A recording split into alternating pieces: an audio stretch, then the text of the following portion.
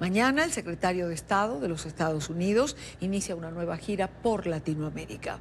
En la agenda está programada la visita a Argentina, Ecuador, México y El Salvador. Sobre la mesa pudieran estar presentes temas importantes para la región, tales como el terrorismo, la crisis en Venezuela, la inmigración irregular y el narcotráfico, entre otros. Para hablar de estos temas, nos acompaña a esta hora Steven Donoghue, director de McClarty y Asociados y colaborador permanente de NTN24. Steven, bienvenido, buena tarde para ti. Buenas tardes, Idania. Caramba, muy en corbata, todo, con esa ola de calor creo que no es fácil, ¿ah? Ahorita está a más de 36 grados aquí en Washington, así que uno tiene que hacer lo que tiene que hacer para aguantar el calor y la humedad. Y eso que se prevé que va a aumentar, ¿ok? Hay una alarma de la cual voy a hablar más adelante, pero se supone que viene una subida en las temperaturas peor de lo que está. Pero la temperatura en la región, con la visita de Pompeo, ¿cómo podemos calificarla? Steven, hay tantos temas que preocupan a Estados Unidos y a la región. Cuando veo el itinerario, creo que podemos dividirlo en dos o en tres. Argentina y Ecuador involucran una temática. México y El Salvador involucran otra. Pero, ¿cómo la calificas o qué cree que lleve a Pompeo en este momento a realizar esta gira? Yo creo que la razón por la cual viaja a la región comienza con el hecho de que hay esta reunión sobre el terrorismo en Buenos Aires, y por eso, siendo que en esta región han habido entradas por parte de terroristas internacionales y también hay por lo menos dos grupos de terroristas señalados en la región regionales, que son las FARC y el ELN, que todavía son reconocidos como grupos terroristas, pues esa es la razón principal por el cual viaja a la región. Pero también, aprovechando el viaje, está parando en Ecuador para señalar, dar una señal muy clara del aprecio que los Estados Unidos tiene sobre ese país y los cambios que se están comenzando a entablar en la actitud de Ecuador con la región y con los Estados Unidos, que ha cambiado tan positivamente desde que salió del gobierno el presidente Correa. Y después en México y El Salvador los temas de migración, y en El Salvador también, similar a Ecuador, dándole la bienvenida a un nuevo presidente que tiene una actitud muy distinta a la de los anteriores gobiernos del FMLN, que han sido un poco distantes a las posiciones de los países de los Estados Unidos y los otros países regionales. Yo creo que sobre todo eso tenemos que añadir el tema de Venezuela, que es la prioridad principal después de la migración, pero la prioridad principal en temas internacionales de los Estados Unidos en la región. Y yo creo que en cada oportunidad que el secretario Pompeo tiene o puede hablar con sus homólogos y los líderes de los otros países, el tema de cómo ayudar a que Venezuela tenga una transición democrática a un nuevo gobierno que sea elegido abiertamente y democráticamente y con transparencia y supervisión internacional, va a ser lo que él está entablando como prioridad para los Estados Unidos en la región. Sobre todo, Venezuela y terrorismo también tienen un vínculo, porque Venezuela no solo alberga hoy en día a las FARC, disidencia FARC, al ELN, que se ha apoderado de una buena parte de sectores de la geografía venezolana, sino que también tiene a Hezbollah. Es decir, a nivel de terrorismo, Venezuela sigue siendo una amenaza a este nivel, no solo para la región, sino para los Estados Unidos. Sí, por cierto, he visto una nota y no lo he confirmado, que el canciller de Irán va a hacer una visita en Caracas en estos días, que es otro ejemplo de cómo un país como Irán, que apoya a Hezbollah, un grupo terrorista, que apoya a Hamas, otro grupo terrorista, tenga algo que ver en un país regional. Desafortunadamente, y esto no es una conclusión, pero sí un análisis principal o que estoy comenzando a ver, es que la falta de control gubernamental en Venezuela se aproxima a la falta de control gubernamental que vimos en Afganistán durante el tiempo donde Al-Qaeda se desarrolló como un grupo terrorista y pudo actuar y prepararse y buscar financiamiento y entrenarse para los ataques posteriores que vimos de Al-Qaeda en los Estados Unidos y en otras partes del mundo. Y Venezuela es un país donde hay un descontrol por parte de las Fuerzas Armadas, por parte de las fuerzas del gobierno del señor Maduro, sobre gran parte del país y donde sí hay organizaciones terroristas que están en control o actuando sin controles gubernamentales en gran parte del país. Lo que dices es lo suficientemente grave, ¿no? Que además puede constatarse cuando vamos al análisis de la presencia de estos grupos como la FARC, el ELN, Hamas, Hezbollah en distintos puntos de la geografía nacional.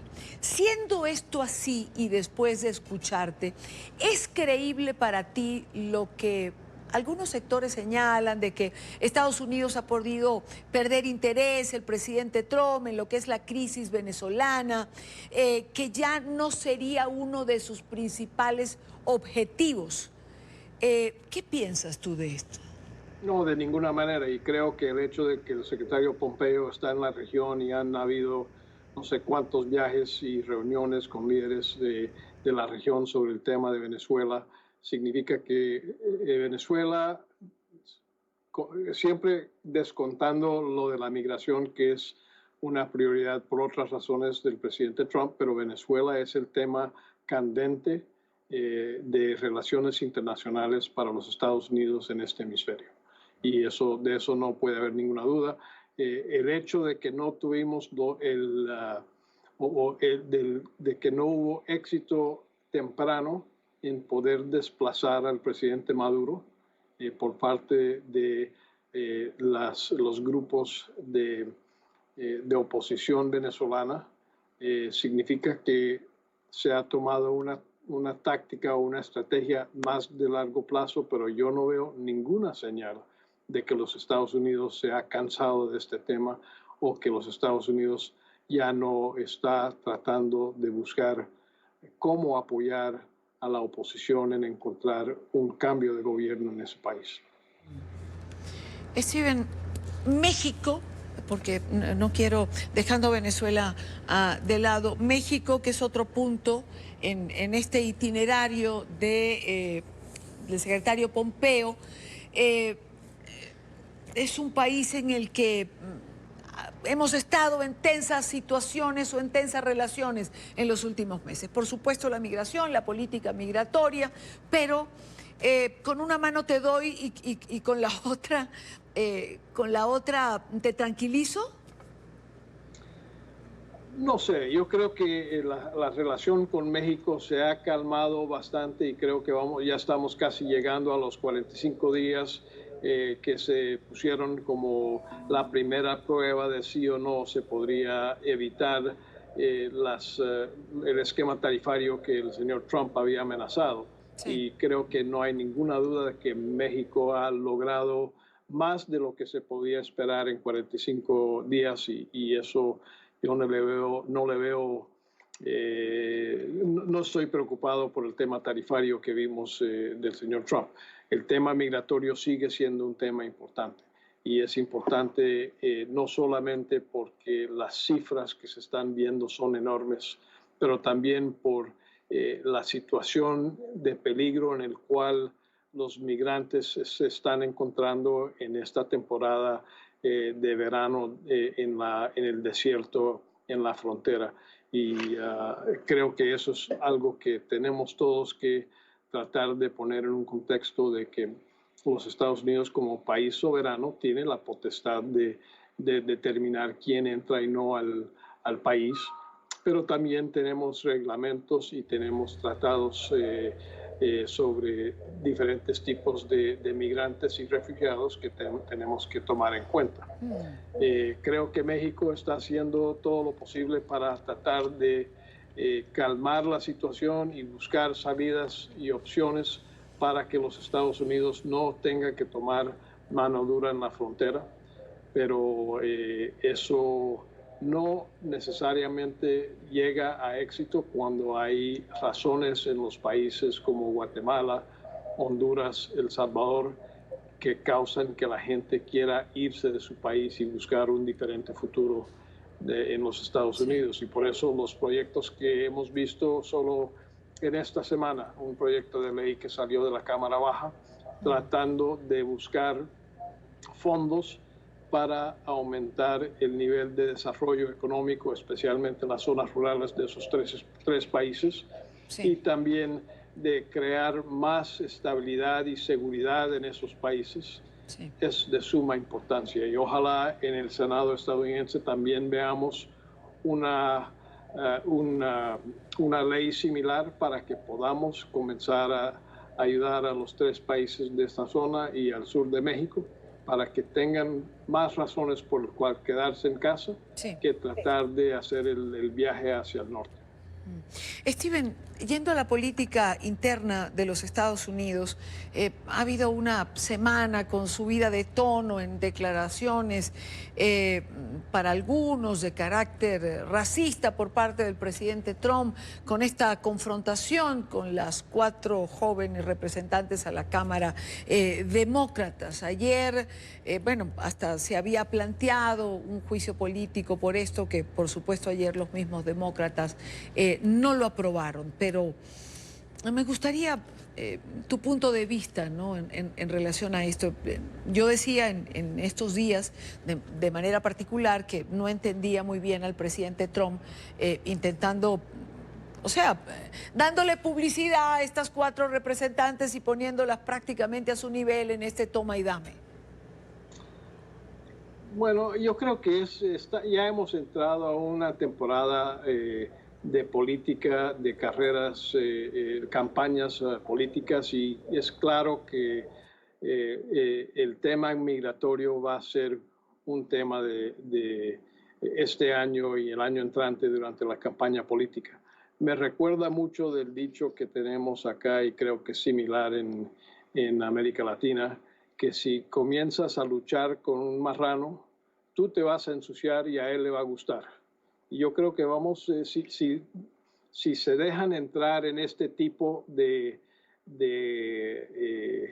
politiquería y de uso de lenguaje xenofóbico, eso a los candidatos que están buscando bases desde el sector que a eso le gusta, les conviene. Entonces yo creo que la política de algunos de los demócratas y muchos de los republicanos de no querer meterse en ese fango es lo que sería mejor para el país, pero hay algunos que usan este tipo de herramienta para levantar el ánimo del sector que son racistas o que son xenofóbicos, o porque alguna razón les gusta este tipo de pleito, y creo que es una lástima, porque tenemos temas mucho más interesantes, importantes, que deben ser debatidos en las campañas políticas que vienen, que estas cosas que no tienen nada que ver, pero que sí son bastante feas y nos dejan a todos enlodados. Sí,